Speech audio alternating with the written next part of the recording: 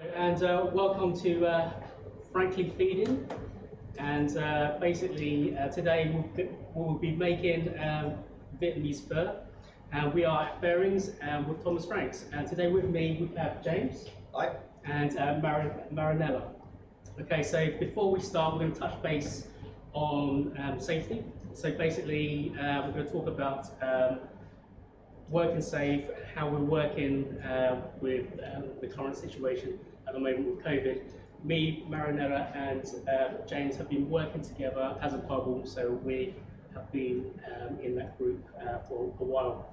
So with the chopping boards have a non-slip mat underneath them, just to stop it from slipping. Make sure you have a nice sharp knife, so when you go to cut your vegetables, it glides very clean, so it doesn't slip. And if you don't have a slipping mat, just use a wet towel. Or Yeah, just absolutely. a wet paper towel. Wet paper towel Yep. do as well. So we have a dispenser that we use, which is foot operated, so we don't touch anything, and the antibacterial there. So basically, as I said, we'll be making Vietnamese pho. Okay. Pho. It's pronounced pho. So people pronounce it incorrectly because they pronounce the O, which is not right. So it's pho. Okay. So basically, 2 litres of chicken stock is already in the saucepan. I've already infused it with cinnamon stick and cloves. That was done earlier, so the process takes a lot of time. So at this moment in time, I'm going to try and enhance this broth by adding more ingredients. As you can see, the ingredients are here. We have spring onions, fresh coriander, mince, onions, which we're going to keep cooking it next. We have the aromatics here, which we have chili, garlic, and ginger. So also we're going to heat So up. with the chicken stock, how long do you reckon it takes you to make the chicken stock, or how do you make the chicken stock from scratch, for example? Okay, so basically to make a chicken broth, basically you would poach whole chicken first, and then you strip that chicken, and then you use the carcass and put it back into the stock, and then you sort of like gently boil or simmer it for hours and hours and hours. Just the chicken bones, basically. Just the Nothing chicken else. bones, nothing else. Okay. Okay, so once you've done the chicken bones, you add your aromatics. So your aromatics will be onions, all the dried herbs. Yeah. So we're going to get this nice and hot because we want a nice char. So if you use chicken, if you're making a chicken dish, can I use a beef stock, for example? Absolutely. Beef stock, I would roast the bones with the beef stock. It gives it a nice caramel colour, and also it enhances the flavour. So you can use oxtail, which is quite good. Just taking off the skin, and basically we're going to just cut this in half. I'm going to char this dry. So would you advise to char most of your vegetables going into your broth, just for extra flavouring, or just the onion? Absolutely. No, you can char. We're going to char the garlic and also the ginger. You can leave the skin on the ginger, Yeah. and that would give it extra flavor. Just make sure it's clean. You know, if it's dirty, just cut it off. Just put it away. Yeah. Okay. So what we're going to do is we're going to. So this is all just for the broth. This is all just for the broth. The broth is where the flavour is with the Vietnamese pho. Okay, you can also use pork bones. That gives it a nice flavour as well. Shrimps, shells or prawn shells, crab, anything like that. You can also make it vegan by just adding vegetable stock and then adding the aromatics to that and just simmering it. If you were to make a vegan stock, could you replace the chicken with tofu, for example? So you make Absolutely. a completely vegan dish. You can do, yes. You can also use mushrooms. That will give it more more depth of flavour. So duck and mushrooms will go very well The together. mushrooms will have a meatiness as well, won't they? So Absolutely. Yeah. Yes. texturally, Yeah, you're gonna have that. depends on the that type of meaty mushrooms texture. as well you use. Gives it that extra umami flavour. Okay. So just going to crush the garlic with the skin on, and we're just going to burn it. Normally it's done over an open flame because it char grills it better. And when it char grills it, you can just strip off the blackness because you don't want all that, and then put it in the stock and let it simmer away. Let's see how this is in.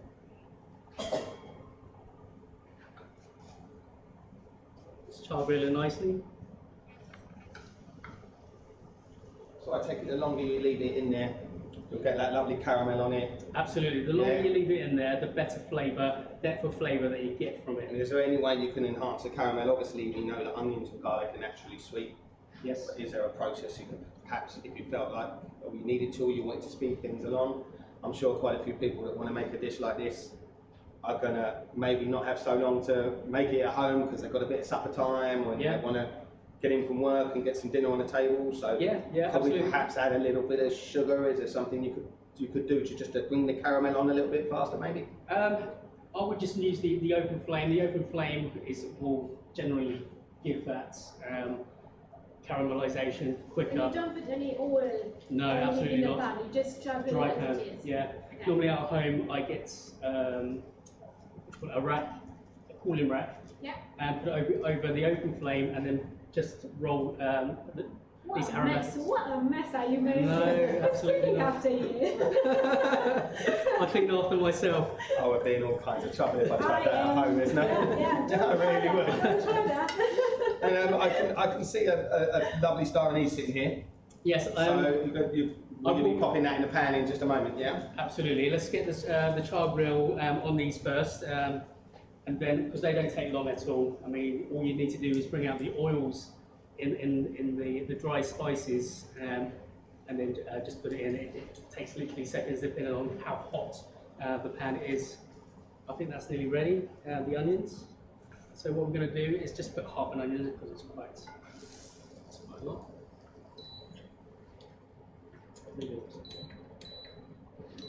And then how long will you keep it boiling for? Okay, you can keep it boiling as long as you like. I mean, literally once you've got all the aromatics in. Answer for someone like me. Sorry. For someone like me. Okay, so normally you would simmer it for maybe an hour, but we don't have that time, so that's why I pre-made the stock. Okay, but obviously, and I think the alternative we offered as part of our recipe was to go out in the supermarkets and stuff. Now there's some absolutely brilliant pouches of fresh stock. So for those guys obviously that aren't so not less so keen so much, but don't have the time to make their own you need stocks. the time to make it. If you've got a pouch of that fresh stock, as opposed to using like maybe an OXO cube, which is not so good, a little bit salty and a bit acrid. So the powder, that lovely fresh pouch, that's got some depth and a bit of colour and some nice flavour to it. Yes, absolutely. I do think, as when you talked about how long would you simmer a stock for or boil a stock for, I think one of the things also you need to perhaps remember is to not let it reduce too much. Because the more you reduce it, it'll actually thicken naturally and it will get very, very salty. So it's okay to simmer it and generate some flavour, but we certainly don't want to reduce it down to a gravy or where it starts to get sticky. You want it, you want it a nice light, but really flavoursome broth. Okay, so I'm just going to quickly get the oils out of this star anise. So why do you have to roast or fancy the star anise? It brings out the oils and the flavour as well quicker. Yeah. And also it gives it that different depth of flavour. I mean, star anise is kind of it's used. It's nice with much wine. Yes. Wine. So maybe now when you're next milling your wine, if you just pop your star anise into your hot pan just for a little while, let some of them oils in, and you can also do that with your cinnamon stick and all your other spices. Any spices you're using, if you're using whole spices, it really is a very, very good idea to start them in a hot pan and just get those oils to come out of the spice, because that will add an extra layer and an extra depth, and you will notice the difference. You really will. Okay, so that's done now. So we're going to let that simmer away. So that's my stock done now with everything that will has be gone your stock inside. done, Yeah. and just let it simmer away. Because we've done the aromatics already, it won't take long. So I'm just going to turn that down and just let it gently simmer there. So to the stock as well, we're going to add some fish sauce.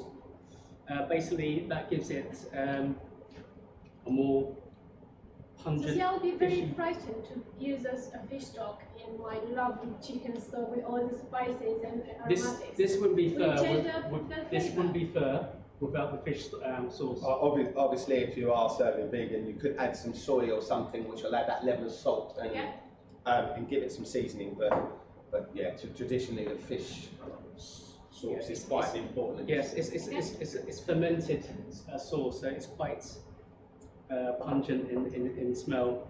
But if you don't like it, like James says, you can replace it with soy sauce and yes, sesame oil, I suppose as well. So I've added about 2 tablespoons of fish sauce. So now we'll just leave that there. If you wouldn't mind, James, just can you pour some? Yeah, absolutely. No problem at all. Okay, there's some oils there. The pan is nice and dry. That's fine. Okay, so if we go along the ingredients, so basically now while that's simmering away, James is going to cook the chicken. We're going to be making maybe some salad. Would you like to try to make some salad? Yeah. Okay, so normally. So how would you serve it? So that's my broth. Then I'm going to just gonna sear go and wash some my chicken. hands. And then how do you serve it? How does this dish come together? Okay, so basically we're going to put everything in this lovely big bowl. Yeah. Okay, so fur is going to be eaten in a big bowl with lots of stock, almost is a soup with fresh herbs and a choice of meats. And today, obviously, we're doing chicken. Okay. Okay. So how can I have salad? Salad. So what we're going to do is we're going to cut up some spring onions. Yeah. And some red chilies. Okay. We'll bring this over. So, in this bowl, we're going to start building up your salad to go along with the fur. So traditionally, fur is served with a side salad, and a side salad gives it more freshness. It just elevates that dish. So you've got the flavours of the broth and also the freshness of the vegetables. Okay, so what do I have in there? okay, so basically you can start off with raw bean shoots. Okay, so you break off some Thai basil. So why do you use Thai basil and not the normal Thai, the normal basil? Okay, normal basil is quite strong in flavour and it will change the dish completely. So you wouldn't taste the same. Thai basil is kind of more, I suppose, more aniseed in flavour, so it works really well with the third dish. It's not always Do not change it. not always the easiest herb to get hold of. Yeah, Like so basil. you So, don't- is there another herb you could suggest that potentially has the flavour? Yeah, I would like Maybe a that. small amount of tarragon or something? You Which I could- know is a French, Yeah. predominantly French herb, but it has the aniseed or a little bit of dill potentially, or some fennel. You could do, yes, yeah, you can try out those flavours and see what works for you. I mean, fur is specific to you. I mean, each family has. Basically, don't change it. Just don't use fresh basil, normal basil. Okay, so what we're going to do here is we're going to slice some chilies, nice and thin. I like quite a lot of chilies in my salad because I quite like the heat, and you just build it up slowly. So once you got that, just put some more. Do you put any other herbs in? Oh yes, I do. I did notice when you got up here, you've got your coriander, you've got your mint, you've got some. Okay, so yeah, so we've got mint, we've got coriander. That's lovely in there. Basically.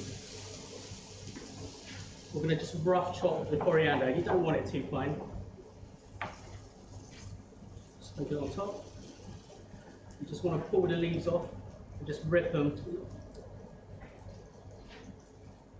Put that on top as well, and then just keep building up. So you've got all those layers. And your spring onions, are they?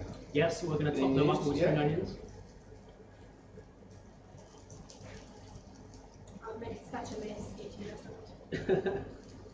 So normally the salad is dipped in on top of the fir broth, so you kind of fold it in as you eat. It's not separate. Well, you can eat it separate, but it's nice when it's together.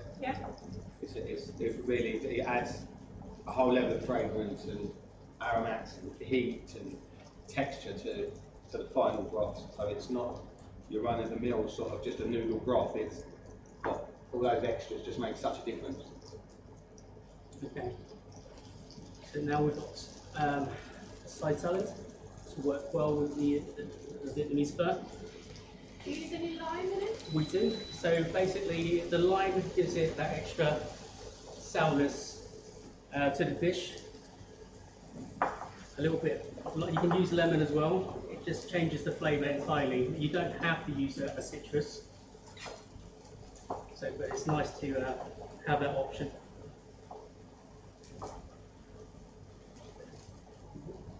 Okay. And that's your side salad. Tidy up a little bit. Sorry, James. There's no problem at all. I mean, like I said, instead of lime, you can use lemon. It does change the flavour. So basically, don't change it. But while we're waiting for this chicken to cook, you said that this was a fir we were making with noodles. So is it a specific type of noodle we're using, or is it a specific type of noodle you need to use, or can we be a little bit free and easy with it? Absolutely. With a noodle variety. We're using rice noodles at the moment, but you can use udon noodles. You can use egg noodles. If you use egg noodles, you kind of want to change the flavour slightly. You probably add soya to your stock, but yeah, it's generally rice noodles or anything that's similar. Okay. How you get on there? Yeah, not too far away. What we'll probably do, I might speed the cooking along a little bit by adding a little bit of steam from using your broth. Absolutely. I might just splash a little bit just into the pan, and then I think that will speed the chicken along a little bit. Yeah. Very important, make sure your chicken is fully cooked. Also, it helps to add a little bit of extra flavour, I think. Yeah. That would be glaze the pan as well. Yeah. To glaze the pan, all those spices and stuff you roasted off dry to generate a little bit of flavour. I think it should help speed the cooking along as well.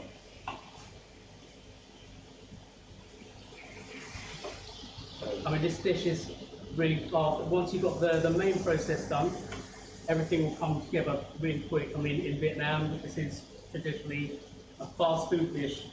So as soon as you order it, a few seconds later, it will come out.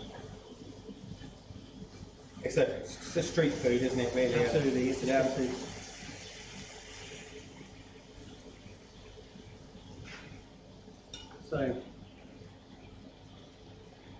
So anything else about the history? Do you know a lot about the history? Obviously, we know it's a street food. Yeah, we know how it's pronounced. Yeah. We might have forgotten again. Fir, I believe. Fir. Yeah. Yeah. So there's no fir in it. This is actually a mixture of French cooking as well, because you've got the French consommé. Because France, obviously.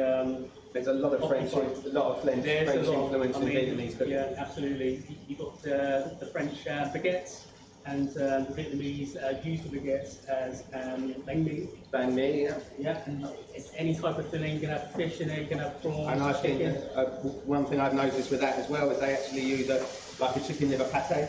Yes. Quite often, which obviously has a very, very French influence, but then some of the similar herbs and things that you've popped into your salad here would run alongside it with pieces like pork or something. Yeah, a lot of Vietnamese dishes is quite fresh. I mean, you get a lot of julienne vegetables in some of the dishes, especially in summer rolls. So yeah, so there is a bit of that French influence in this dish. That's coming on nicely. So we're going to I reckon the chicken is not too, let me give about 30 more seconds. Okay, lovely. So while we can build one dish, we'll use the one. Okay, I'm going to quickly swap over if that's occasion. Fine.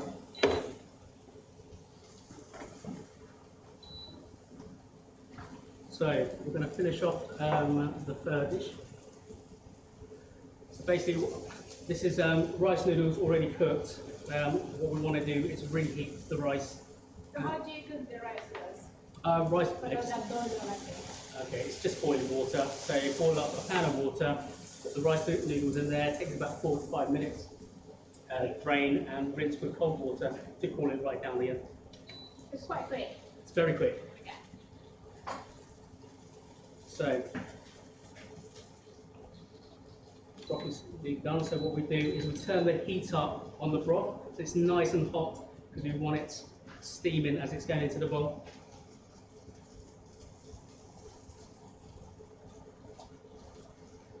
I'll just remove this chicken now. We'll let it rest, just while you're finishing off your... Okay, so once the broth is in, we want to drain again. So basically all we want to do is reheat it at this point to get those flavours through as well. And then we let it boil up again. Lovely. You're happy for me to just cut this along the slant, chef, for when we come to finish it up, yeah? Yeah, it'll look lovely. Excellent. Okay, this is coming up to the boil now.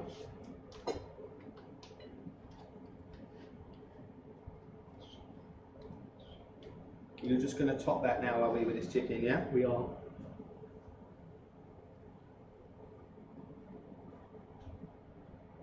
So lots of stock, because that's where the flavour is in the stock.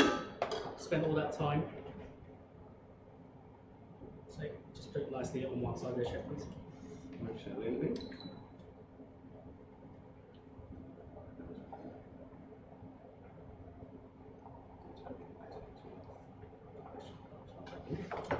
Yeah. So obviously the chicken piece was quite a big piece, so we don't want to undercook chicken ever. Let's just turn it off. Okay. So then what else do we finish this off with now? So you've got the chicken. Okay, so you've got your chicken. And then that's when you're going to serve this with your salad. Absolutely. So once we've got the chicken in, we're going to put the salad on, some of the salad on top, and then we serve the dish. And then the process obviously is to build your own soup bowl, using the salad and adding it as you go. Absolutely. So you can bespoke it to your taste buds. So if you want it hotter, you add more chilies. I always add more chilies to mine because I like it hot. And but if you want it more fragrant, add more Thai basil, coriander. Not basil. Not basil. Could you splash a little bit more fish sauce in as you go if you wanted You to? can if you want it more salty. Yeah. Because that's where the saltiness comes from. It's the fish sauce. Yeah. So if you want There's it, your last bit just there. Chef, thank you very much. Well. Okay, so we're going to just top it with that. That looks amazing. Okay, and maybe squeeze a bit of lime on top.